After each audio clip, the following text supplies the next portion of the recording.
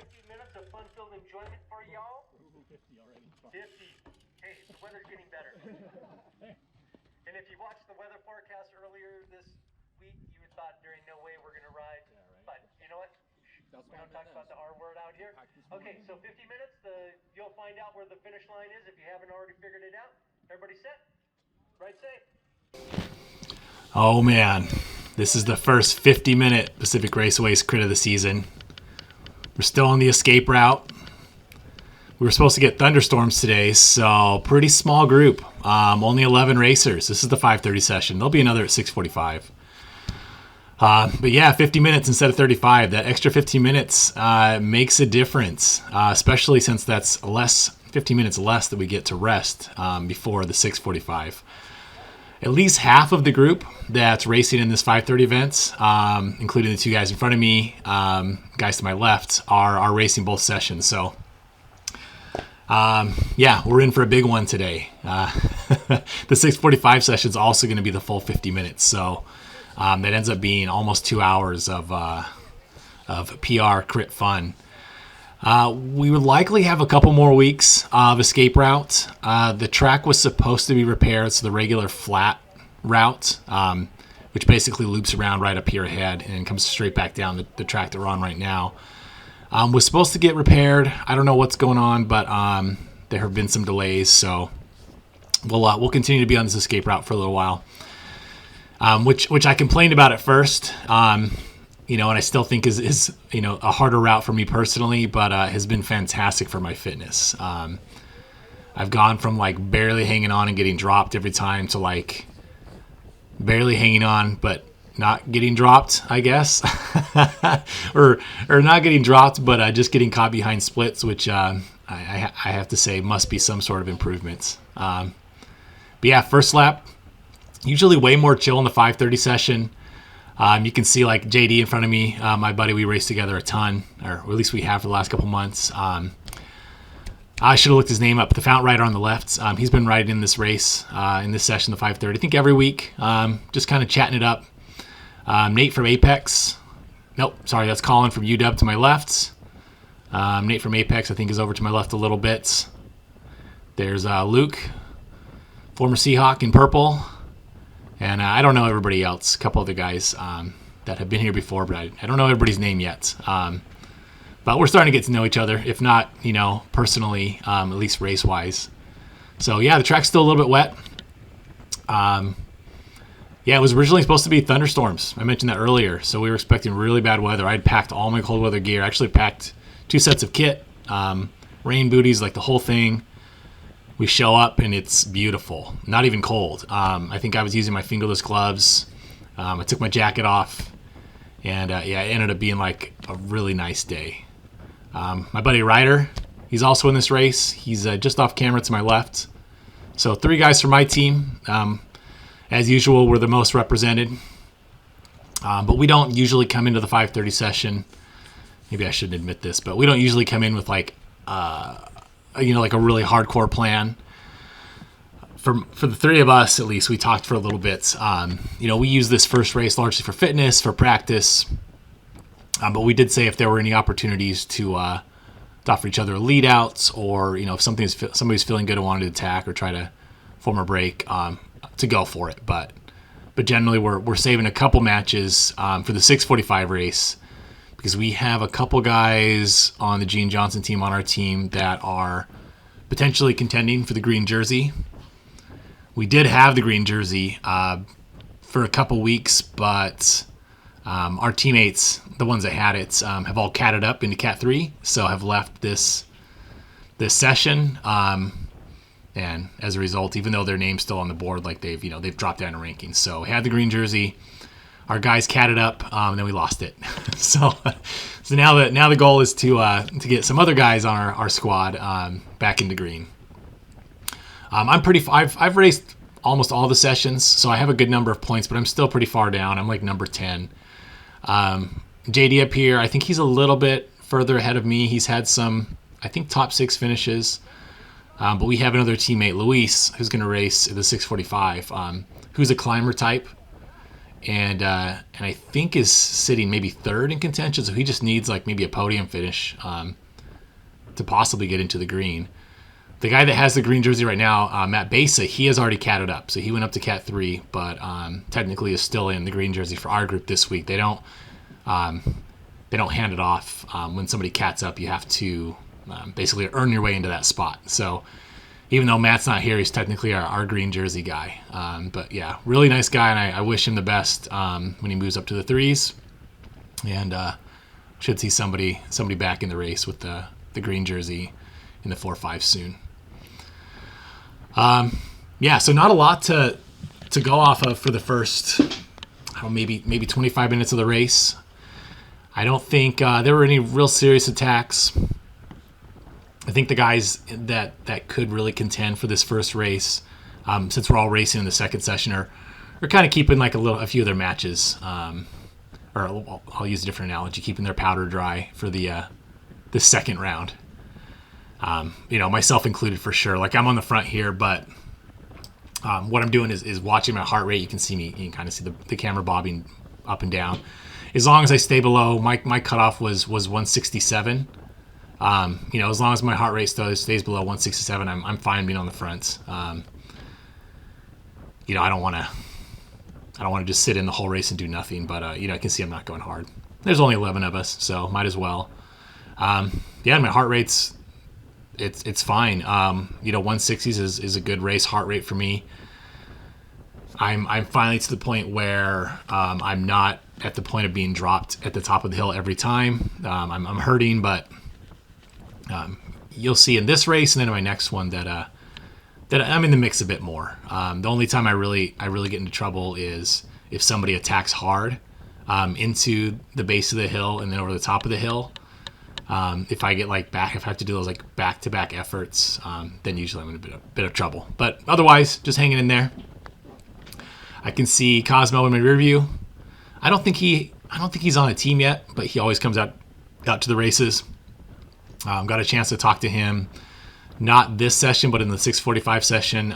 Super nice guy, really strong. Just still getting used to riding in groups. And then there's the guy from Fell Swoop. I'm gonna have to talk to him next week if he's out there. He's I feel like he's at every single race. I just haven't had a chance to get to know him yet. We've got Nate from Apex, who's always racing. I see him everywhere. The guy must race every single local event.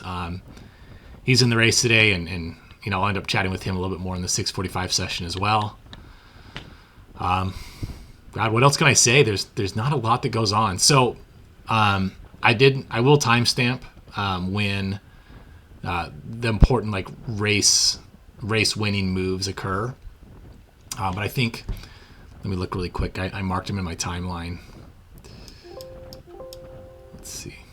I think it's at the 26-minute mark. Anyways, I'll put it down in the description so you guys can click on it. But there'll be a race winning move. I'll have an opportunity to make a decision, and I make one based more on my fatigue level than on anything tactical. But then after that, I have some tactical decisions to make. They're not even really decisions to make. I have some, I have basically a role in the chase group, which, when you're a chase group and you have teammates in the break means that you don't do anything, which made some guys mad, and I got yelled at for the first time ever. My teammate got yelled at, which comes later. I'm not going to spend too much time talking about it. It was pretty much just bad behavior, on our opponent's side. You don't chase teammates.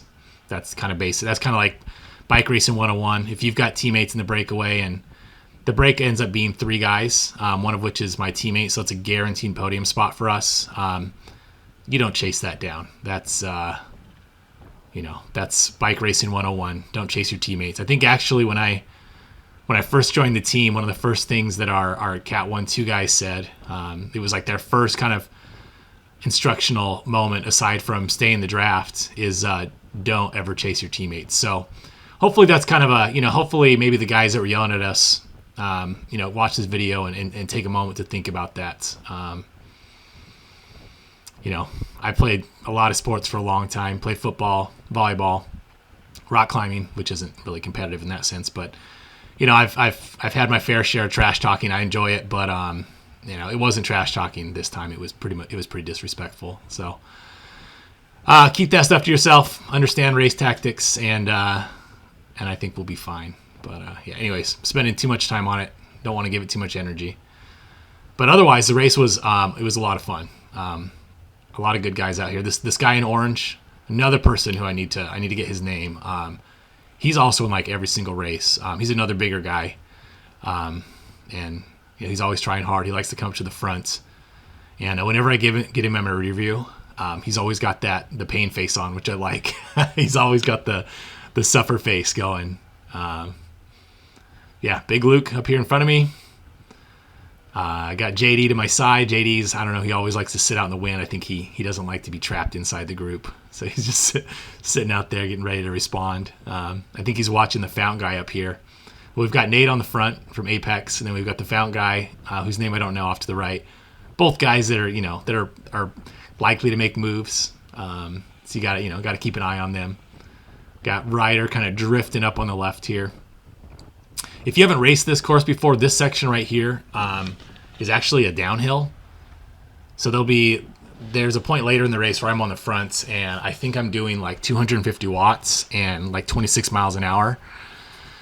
All the previous races, we've had a huge headwind coming in here, so even though it's downhill, we're slow. But yeah, if we're going 22 miles per hour right now, I mean, I'm doing 115 watts. I imagine they're probably doing 200 watts on the fronts. I think it's Ryder. Yeah, it's fast. It's fast to this section. I don't know. It's fun. This is a really fun racetrack. It actually literally is a racetrack, a car racetrack. It's a lot of fun to bike on. It's super wide. I think I'd mentioned before, the only crash that I had ever seen at Pacific Raceways, and I've raced it now, I don't know, maybe 10 times between last year and this year. 8 times, I don't know, I've lost track, but I've raced it a few times. No, it's got to be more than 10 times. I've raced it almost 10 times this season.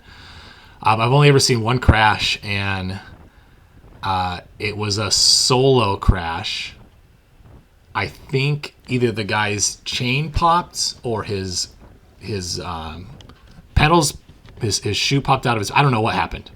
I didn't get it on tape, but yeah, the guy's just like he was up in the front to my right during the sprint section, and he was all by himself, and he got up to sprint and then just like immediately tipped over and crashed.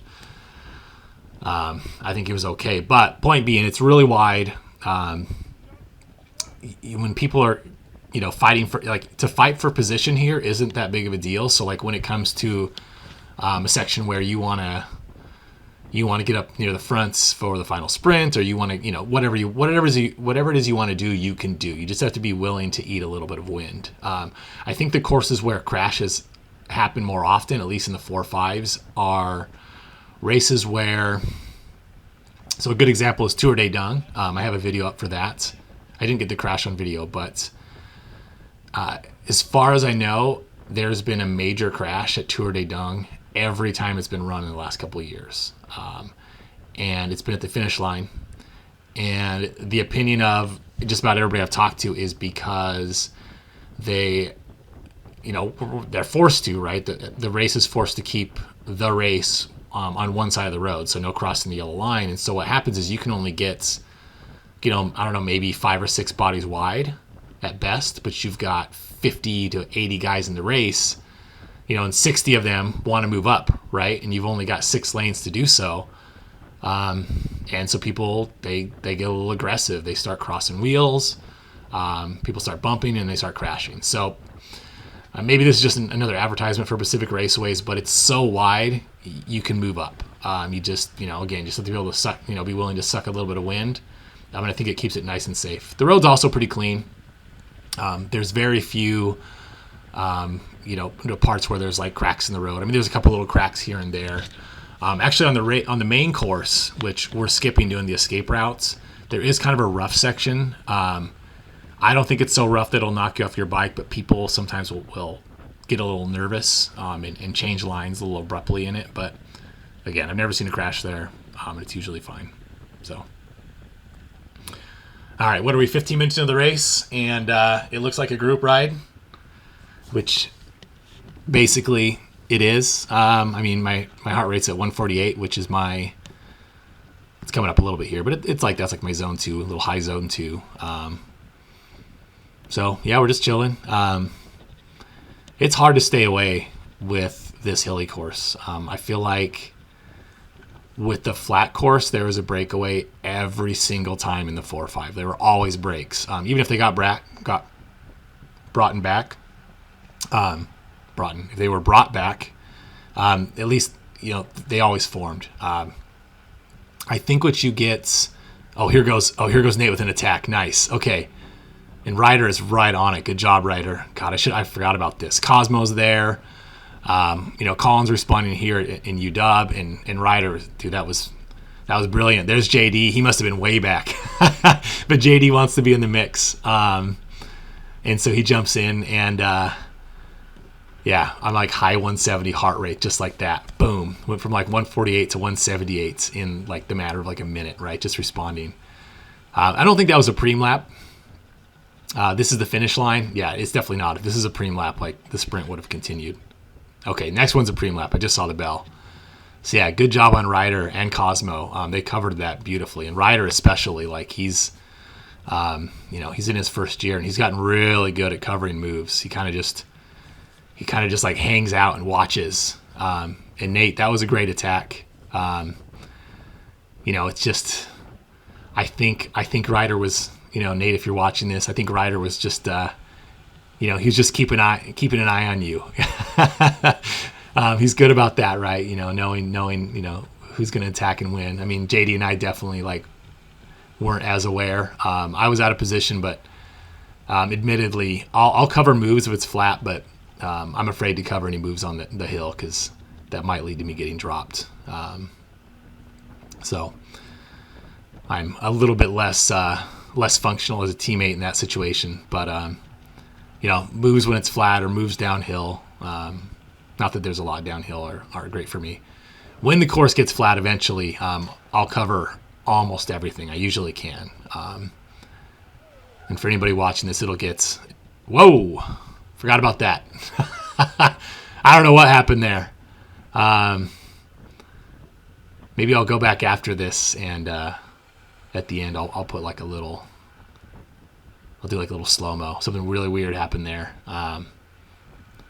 Somebody hit some brakes. Somebody crossed some wheels. Almost crashed, but we survived it. God, I actually forgot that happened. And I was all talking how like there's never any crashes. I mean, we didn't crash, so I guess, you know, group crash percentage is still 0. That was pretty close. It was pretty weird. You know, we just get tired. You know, you're coming off the hill and you just have that little bit of fatigue in your brain, right? This is crazy. Looking at the size difference between Nate and Luke riding next to each other. The size difference is crazy. Yeah. All right. We have maybe 10 minutes or so until the interesting part of the race comes into play. Let me see if I can count how many people are still in the race. 1, 2, 3, 4, 5, 6, 7, 8, 9, 10, 11. So everybody. Okay, so everybody's still in it. All right. There's just been that one attack, and it wasn't massive. I mean, I think Nate initiated it. I'm letting him in right now, or I'm trying to let him in. I think he's confused as to what I'm telling him. He was sitting out in the wind. I think Nate's maybe he recognized that his attack had been covered, and so went ahead and took it down. If you make an attack and somebody's on your wheel instantly, unless there's like a gap forming up somewhere, you know, a few wheels back, which can be hard for you to know, but unless that's happening, there's not really any reason for you to keep drilling it, right? You're just going to burn yourself out, you know, for no reason. Okay, so there's another. It's like kind of an attack. This is the fount guy. I promise I'm going to learn his name, or I'm going to look it up and figure it out for the next race. But he attacks kind of on the descent, which is a little surprising. It's pretty hard to attack on this descent. I mean, basically, you know, he's going to be up on the front drilling, and I'm back here. Ooh, this is a good speed, 44. That's probably the highest speed I've gotten. 45 for a second there. I think that's the highest speed I've gotten here so far. I'm not pedaling at all, right? And, there's a little bit of gap, but what's going to happen most likely is, I'm on Colin's wheel. We're just going to, keep getting this little bit of draft. Ooh, there's a little gap. But it should be able to carry us back up. It's just, it makes such a difference. When you're going, over 30 miles an hour, to be able to keep the pace going at above 30 miles an hour, and you just have to, completely just drop the hammer. This is good though. There's some little gaps forming, better than I expected. I have to do 600 watts before we even got into the hill, so that's not great. But Colin's up here, head down, drilling it, trying to get us back into it. My heart rate's at 170 already, so I'm already in the painful zone, but not in the drop zone. And they slowed it down. So if this group of 6, maybe it's 5, I see one guy's coming back to us already. If that group of 6 had kept drilling it, they probably could have stayed away. I think, this is the preem. Sorry, I'm forgetting already. This was for the preem. And so I think they just wanted some separation to go for that preem lap. That explains everything. And I'm pretty sure that was my teammate JD that actually ended up getting that preem. So he was in the right place at the right time. The Fount guy, he let out with the early attack. And it looks like he did come across the line second. So, he almost made the right move. I think JD just, was able to sneak past there. All right. I remember this. Colin, this is tip of the hat to you. I can't help because I've got JD up there with the Fount guy. That would be, bad teamwork on my part to come through and help out here. So I'm basically just going to sit on Colin's wheel. And, in my head, I'm actually kind of hoping for JD that he and the guy from Fount can stay away because I know the Fount guy's strong. And JD's definitely strong. So I'm thinking if those two can stay away, they have a chance. We still have a half a race to go, but, I'm not going to chase. Ryder wouldn't chase, right? We're not going to chase our teammates. I don't think there's anybody else from Fount in the race. I don't know what those two are talking about up there. I think, JD can correct me in the comments, but I think maybe the Fount guy was like, hey, do you want to try to get away? Do you want to try to stay away? What are you thinking? And I think JD was like, man, I'm cooked. Because JD, he went for full tilt for the preem. And that's what happens, right? You get a separation, but you're so tired. How do you stay away? Yeah. So then Colin brings us all the way back. And in fairness, Colin never flicked his elbow. If he would have, I would have told him I can't help. But he was happy to just put his head down and go. And looks like 2, 4, 6. We're all back in it. Race is all back together. A few more minutes, maybe it's the next lap. I didn't leave myself any little notes exactly when things are happening, but it's like lap 6 or 7 that the move that really matters goes. So, but I like who we have in the front here. All guys that are always involved in the race and the moves. JD, Colin here, the guy from Fount, Cosmo, gentleman in orange behind me. He's always kind of in the mix.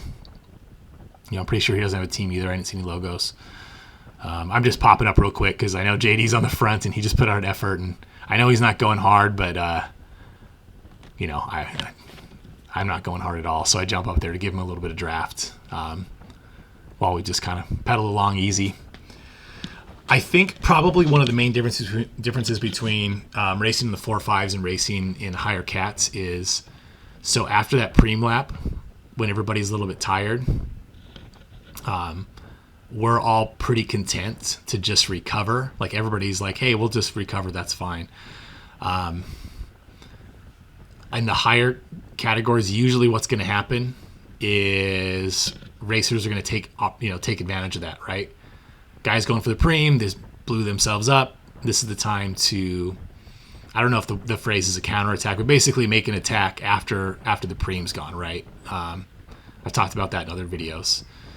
And really, honestly, if I had the fitness and the wherewithal, as soon as we caught JD and Fount, I should have attacked, right? Like if I knew that it would have been functional, right? Like if it was the flat course, like that's when I should attack, right? Not with the intention of like dropping JD or the Fount guy, but just because everybody's trying to chase them on. But I'm a little bit less tired because I was in the draft. Great opportunity to attack. When folks are tired and hurting, they're less likely to cover your moves, right? And that's kind of some more like cycling 101. Maybe that's cycling 201, right? But kind of basic stuff. But like I've mentioned in videos before, I just I'm trying to make sure I stay in the race. I've been dropped or been caught behind splits enough time this season already that I'm that I have to play it safe. I have to play a little bit smart. I mean, yeah, I want my fitness. Yeah, I want to go hard, but I don't want to gain my fitness and go hard all by myself because the race is up the road. So I'm one of the many people that decided not to make a move. Here's Colin being smart, keeping an eye on things.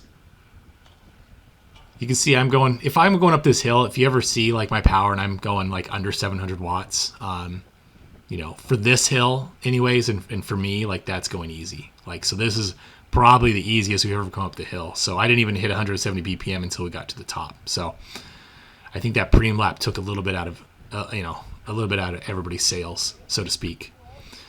We got this fell swoop guy on the front in the orange. So another rider in orange, but he is on the fell swoop team. I don't know a lot about that team, but I think they're mostly Masters riders. During the Masters session at 645, there's like, I don't know, 8 or 10 guys from fell swoop and Masters. So I'll have to look into them a little bit. I am actually a Masters rider myself. I just don't race in the Masters because of the Devo. The Devo is a better fit for me. But it's a pretty chill race for the most part. My heart rate's already back down into 160s, which I mentioned before is chill for me. Fell swoop guy in the front. He's looking back a lot. He doesn't want to be up there. And he doesn't have to be. I mean, there's nobody up the road. We're not chasing anybody. There's really nobody's, in these situations, it's nobody's responsible to be on the fronts.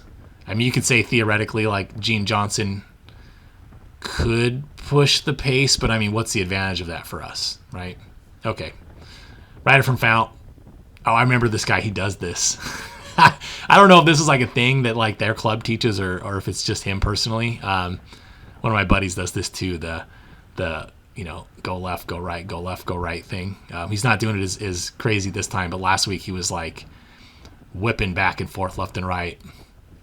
I don't know if the goal was to get people off his wheel or if he was just trying to like not let them draft or I don't know. It's pretty weird. If you're watching this, buddy, I'd love to hear your reasoning. Seems like a weird thing to do, but it's fine. It worked. I mean, like you were able to get off the front. Now I'm just kind of chilling up there. I think this is the only time that I'm like really on the front at all, and I don't put out much of an effort. I'm doing 240 watts. If my FTP is, I'm guessing maybe 290. It could be 270. It could be 320. I have no idea. I know it's not 320, but I just watch my heart rate. Keep my heart rate below like 167 or so, and I'm good. I'll just be on the front a little bit. We are... Actually, I guess this is interesting. So this isn't a hard effort for me by any means, but it's, technically a harder effort for me than anybody else. So I'm resting a little bit, like my heart rate's, it was at 163, it's going to 162. Oh, well, it's bouncing around, but my heart rate's pretty low. It's even like trending downwards, so I am technically recovering a little bit, but everybody behind me is completely recovering. If I'm doing 250 watts, I mean, Cosmo and the guy in orange, they're probably doing, 180, which will become a little bit important because the important move is coming up. So this is the lap where the important move is coming up. And the way it plays out is relatively interesting. So it will, I believe, some of the initial moves will start coming out of the descents, and then, as usual for the escape route, the main move is going to come up the hill. So not the first little one, but the hill at the top, and that's where the selection will be made. And the selection will start out, I believe, with 5. It'll eventually break down to 3 with a group of 2 that comes back to a group of 4, and then you'll end up with a chase group of 6. And if I lost you there, I'll go over it again. But initially 5 are going to get up the road, and then that's going to splinter a little bit. Okay. Heart rate's 164. Okay, so my heart rate did come up a little bit, but it's going to come down really fast right now. All right. I'm like 7th wheel. Out of 11, this is like the perfect position, basically. I'm just watching my heart rate dropping. Yeah, it's coming down quick. So that's the thing. That's the fitness that I've gotten from racing PR, is not like, FTP type fitness, not sprint type fitness, but really like cardiovascular. Like my heart rate drops back down like much more quickly. And just like actually like the muscles like in my legs, recover more quickly. Whether that's like a quicker like ATP regeneration or what it is. I study biochemistry, but I'm not a sports science guy, so I don't. That stuff's a little outside of my range, but something my body is able to recover a little faster. Okay, I'll shut up about that. So the move is gonna come here. And I'm 1, 2, 3, 4, 5, 6. I'm like 7th or 8th wheel, and I'm not that far back. Okay, let's see. JD's going, Fount Guy's going, Ryder's. Ooh, I think it's Ryder attacking. It's not a super hard attack. Fell Swoop's going. Man, 900 watts. Okay. 174. Remember, I talked about my heart rate. 174. Bam. I'm like, okay. Heart rate's jumping up. I was doing like 500 watts. Colin's going. Nice job, Colin.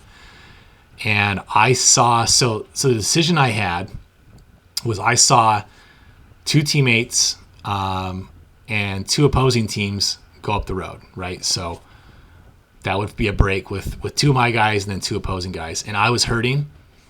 So I mentioned this before, that like it was not as much of a tactical decision as it was just like, do I think I can even get into that group? And it's funny, like, we're going so slow right now. I'm doing 250 watts, but 178 BPM, like I'm like in the hurt zone, right? If I hit 180, like I'm at the point of possibly being dropped. So, yes, I'm on the front right now. It might look like I'm blocking. I'm not blocking. Like, I'm definitely not blocking. I'm like, there's nothing I can do. And really, and even if I had, okay, obviously I have a little bit left in the legs. I did 900 watts there to get back into the group. But even if I did feel good, it would have been a huge tactical mistake for me to go any faster. Because now we're a chase group. So there's a group of 5 up the road, and 2 of them are teammates. So that's 2 on 3. That's really good odds. If I were to take any pulls at all, that would be really crappy of me as a teammate. Oh, Nate must be hurting. That gap opened. It must be hard. If Nate had to drop off, we must be going hard. But Cosmo's willing to jump on, and you can see the break up there. Okay, so the break is already split up a little bit. So you've got a group of 3 up the road, then you've got a group of 2 chasers. Cosmo's dropping me. Jesus, I'm doing like 500 watts trying to stay on his wheel. Nice job for him. I'm not intentionally like fading back, which is a strategy, but not one that I'm into. To cause everybody else to drop behind.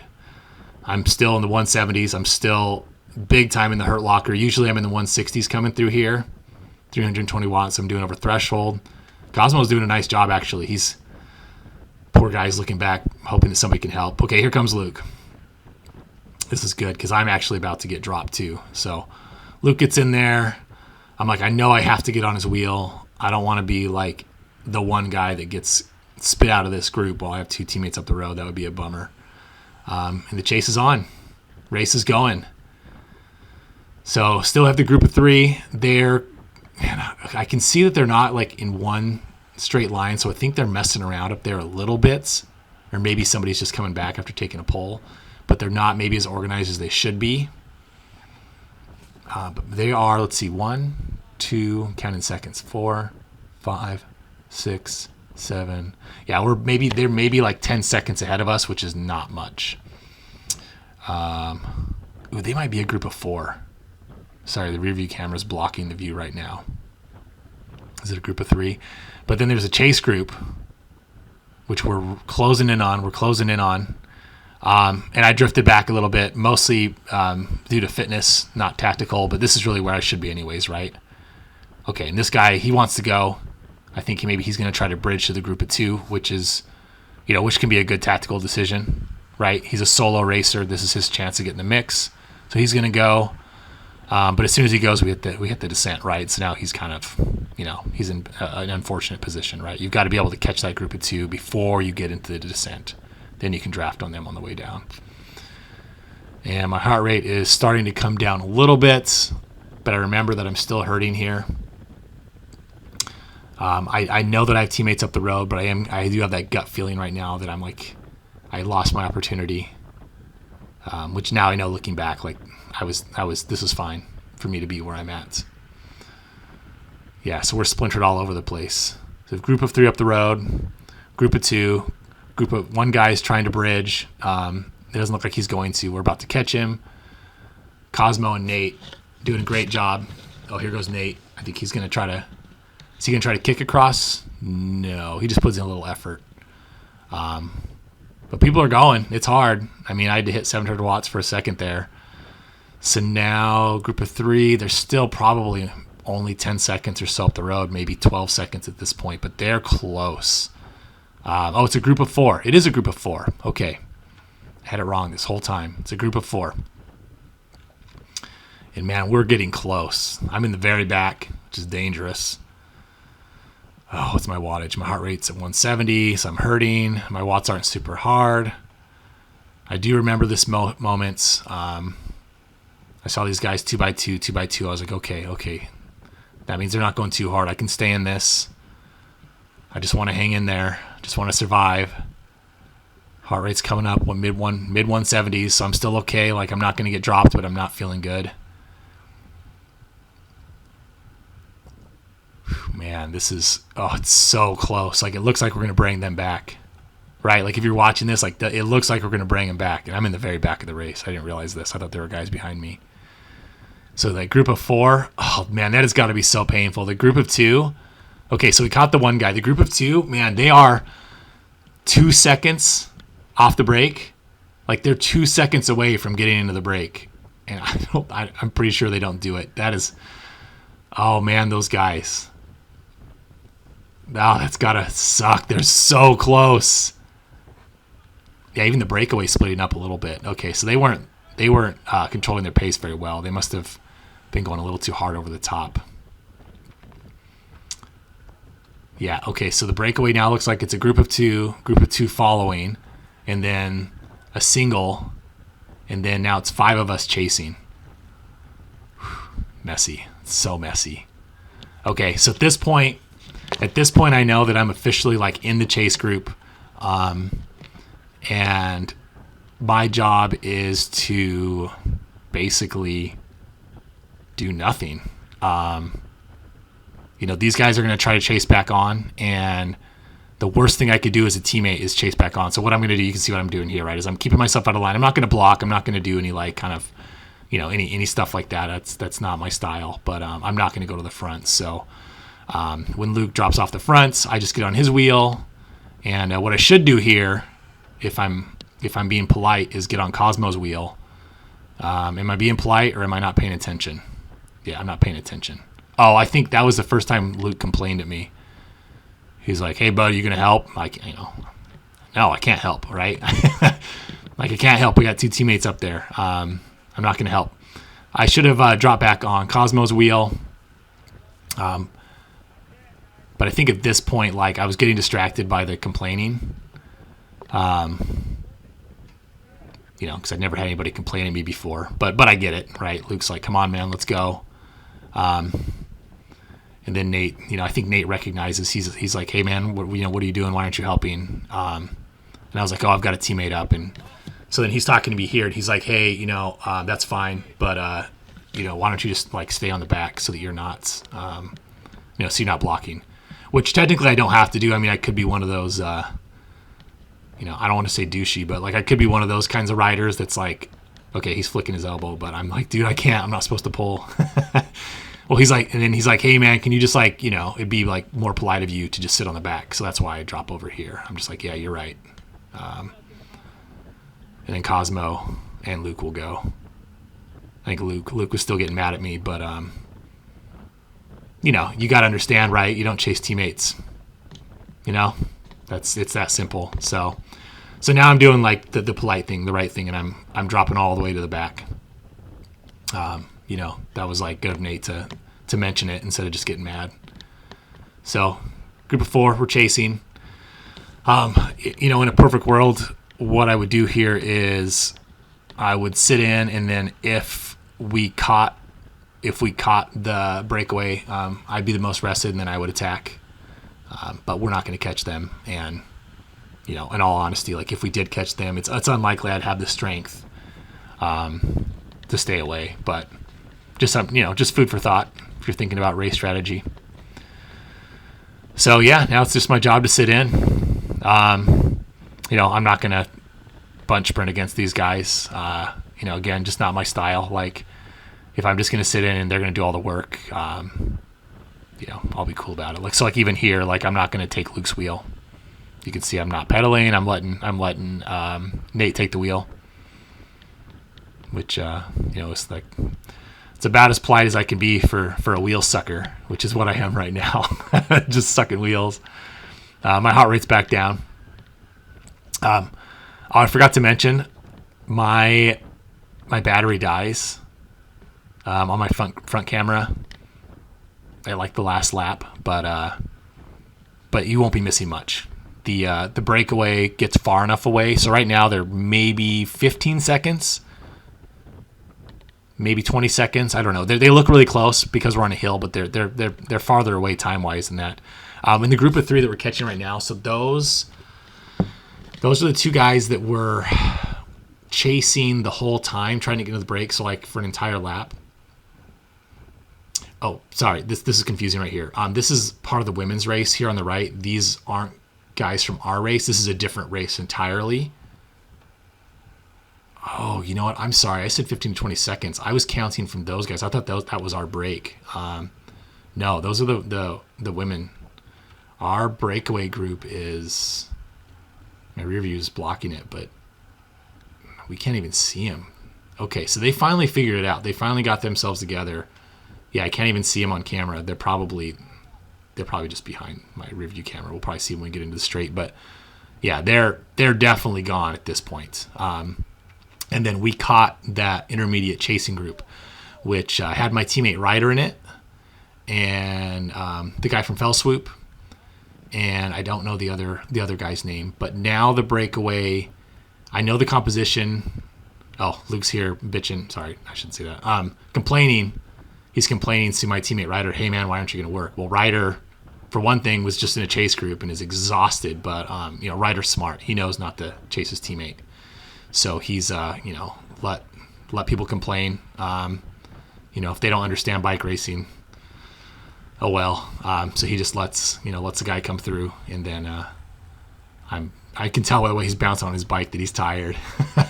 So he's just kind of sitting in like me. Okay, so the women were just chilling on the hill, and I guess they changed their mind, or there was an attack. I don't know. It was kind of a mess. And then my race, so I dropped off the pedals. My race, we didn't realize what was happening, and so all the guys, like, drift over to the left, and I'm screaming at them, like, move right, but I don't even know what's happening. Like, I don't know if that group of 4 might be off. I think they're off the back of the women's race, so I don't know. It's PR. It's always a little bit of chaos, but so the women, like, I think they attack. We unintentionally get in their way. They drop back. The camera's about to die. But yeah, anyways, Luke's up there getting mad again because nobody's coming through, but it's all weird. The women are going to come up on our rights. But anyways, that's the race. I'm going to go work on the 645. Thanks for coming out, and congratulations to JD, who won. Good job, JD.